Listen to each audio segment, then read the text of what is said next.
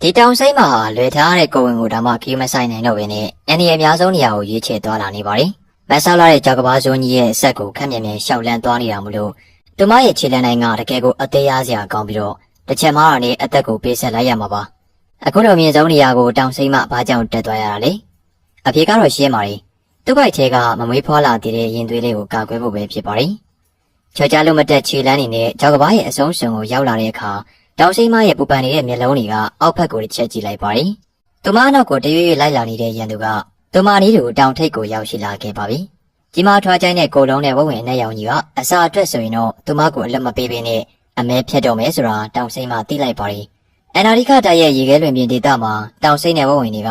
ကဘဝတွေလက်ထက်ကလေးကမျက်နှာချင်းတောင်မဆိုင်ကြတဲ့ရန်သူတွေဖြစ်ခဲ့ကြတာပါ။ပြောရတာရင်နာစရာကောင်းပေမဲ့ကြက်သားတွေဖို့ထင်နေတဲ့အဆွေငုံငုံဝဝင်မျိုးစိတ်ကိုတောင်စိမ့်မတို့မျိုးတွေကအတုံ့ပြန်တိုက်ခိုင်းနိုင်စွာမရှိခဲ့ကြပါဘူး။အဲဒါကြောင့်တဘာဝကပြီးထားတဲ့ခြေထောက်တွေကိုသာအသုံးပြုပြီးတော့ဒီခီးဘလောက်ဝေးဝေးငါထက်ပြီးရမယ်လို့သာဆုံးဖြတ်ချက်ချလိုက်ပါရီ။မဆောက်လာတဲ့ကြောက်ခဲရဲ့အစွမ်းတစ်ခုချင်းစီတိုင်းမှာတောင်စိမ့်မရဲ့ခွာတွေကအာတင်ပြီးတော့ကောက်ယူထားပါရီ။ထင်မထားလာတဲ့အမြန်နှုံးကသူမကိုလုံခြုံမှုရှိရာတဲ့နေရာစီကိုဆွဲခေါ်သွားပါရီ။ရုတ်တရက်မြက်ခင်းစိတ်ရောင်လေးရှိတဲ့နေရာတစ်ခုကိုရောက်ပြီဆိုရင်တောင်စိမ့်မကဝမ်းသာအားရနဲ့အတန်တစ်ခုပေးလိုက်ပါရီ။ချက်ချင်းဆိုတော့ပဲသူမရဲ့အပေါင်းဖော်တွေရောက်လာပြီးတော့လွတ်မြောက်လာတဲ့သူမကိုအားပေးစကားပြောဆိုပြီးကျက်စားစရာဒေသစီကိုခေါ်ဆောင်သွားကြပါတော့တယ်။တားရဲဘဝင်ကြီးကတော့ဟိုးမမြင်နိုင်လောက်တဲ့နေရာမှာအရှုံးကိုလက်မခံနိုင်လောက်တဲ့မျက်လုံးတွေနဲ့ကြံ့ရစ်ခဲ့ပါရီ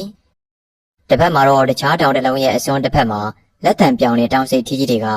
အကျိတ်နဲ့ပြိုင်ပွဲကျင်းပနေကြပါရီ။ဒီချိန်ဟာဒီဇင်ဘာလရဲ့စောင်းအုပ်ပေါက်ရာသီဖြစ်တဲ့အတွက်မျိုးပွားဖို့အကောင်းဆုံးကာလဖြစ်ပါရီ။တောင်စိတ်ထီးတွေကအမတွေကြားထဲမှာငါသားလျင်စောကြည့်ပဲဆိုတဲ့အပြုတ်မှုမျိုးကိုပြသဖို့အတွက်အခုလိုမျိုးလက်ရုံးရည်ရှင်ပြိုင်ပြီးတော့သူရဲကောင်းရွေးချယ်မှုပြုလုပ်ပါရီ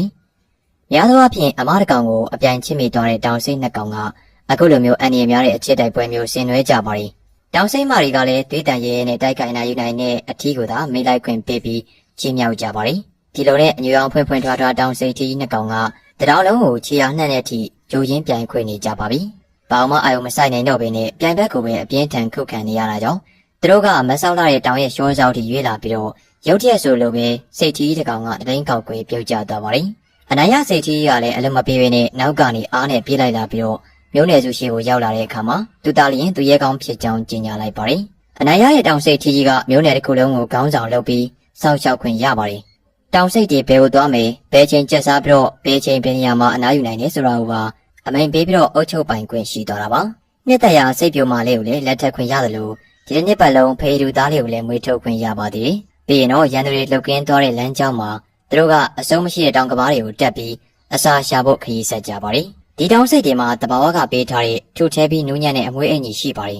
။နေရာဒီမှာဒီအင်ကြီးကိုချွတ်ချပစ်ပေမဲ့စောင်းဝါဒီရောက်တာနဲ့အေးခဲလာတဲ့ရာသီဥတုတံကိုခံနိုင်ဖို့အတွက်အလိုအလျောက်ပြန်ပေါက်လာတတ်ပါရီ။ဒါကြောင့်ဒီကောင်တွေကနှင်းနေဖုံးနေတဲ့တောင်တန်းတွေပေါ်မှာနှစ်ပေါင်းများစွာမင်းမှုနေနေတာပါ။ဒါအပြင်မတ်ဆောက်တဲ့ကြောက်တောင်တွေပေါ်မှာနေထိုင်ဖို့အတွက်မွေးရပါအသားနဲ့အရေပြားအထူကြီးကိုပိုင်ဆိုင်ထားတယ်လို့သူတို့ရဲ့ခွားကလည်းကြော်ထွက်ခြင်းမရှိဘဲနဲ့ကြောက်သားကိုအမိရကုတ်တင်နိုင်အောင်လို့အားကောင်းလာပါတယ်။တောင်စိတ်ကြီးရဲ့အဓိကအစားအစာကတော့မျက်နှာလေးတွေနဲ့ရေခဲတောင်တန်းတွေပေါ်ကချင်းစားပဲဖြစ်ပါတယ်။အရန်ကိုရှားပါလာတယ်ဆိုရင်ဟိမွင်တာတောင်တန်းပေါ်ကချင်းစားကိုဒီတောင်စိတ်တွေကအနံ့ခံရှာဖွေရင်းနေ့စဉ်အလုပ်ရှုပ်နေလေးရှိကြပါတယ်။တောင်စိတ်များစုကနေရာဒီမှာအဲပိုင်းဒေတာတွေမှာနေထိုင်ကြပြီးစောင်းရာဒီမှာတော့တစ်တော်ဟောင်းနေစီကိုရွှေ့ပြောင်းနေထိုင်ကြပါတယ်။ဒါမှသာလေသူတို့ရဲ့အိမ်မက်ဆိုးကြီးဖြစ်တဲ့ဝင်ပလွေနဲ့နှင်းလူလိုသားရဲကြီးတွေရဲ့လက်ထဲကနေရှောင်ပုန်းနိုင်ပါလေဖြစ်ပါရီ။ခေါင်းဆောင်ကသူတို့ရဲ့အထွေးတွေကိုရက်ပြီးမကြခင်မှာရွှေ့ပြောင်းရတော့မဲ့နေမြေအသက်စီကိုလှမ်းမြော်ကြည့်လိုက်ပါရီ။သူ့ရဲ့အမိန်ပေးမှုအောက်မှာတောင်စိတ်တွေအားလုံးကဘေးကင်းရာဒေသစီကိုတဟုန်လိုပြေးဆင်းပြီးတော့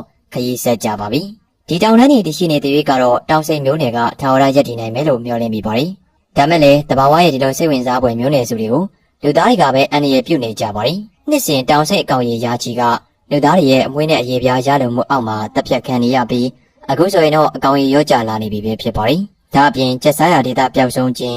စိုက်ပျိုးမြေချဲ့ထွင်ခြင်းတရားမဝင်တစ်ထုတ်လုပ်ခြင်းတွေကြောင့်လေတောင်စိတ်တွေရဲ့အသက်ရှင်ရည်တည်နိုင်စွမ်းဟာချင်းချောက်ခံနေရပါရီ။ဒါကြောင့်မလို့ဒီလိုရှားပါအဖိုးတန်တဲ့တရားဝါမျိုးစိတ်တွေကိုမြ мян ဆန်ဆန်ကာကွယ်စောင့်ရှောက်ပေးဖို့အရေးကြီးလိုအပ်နေပြီးတော့နိုင်ငံတကာဥပဒေအများစုကလည်းတောင်စိတ်မျိုးနယ်ကာကွယ်ရေးလုပ်ငန်းစဉ်တွေကိုဆောင်ရွက်နေတယ်လို့သိရပါရီ။လူကြီးမင်းတို့လည်းဒီလိုမျိုးရင်ခုန်စိတ်လှုပ်ရှားဖို့ကောင်းတဲ့တားရဲတိုက်ပွဲတွေကိုနားထောင်ကျင်နေဆိုရင်တော့ကျွန်တော်ရဲ့ page လေးကို like and follow လုပ်ပေးခဲ့ကြပါဦးခင်ဗျာ။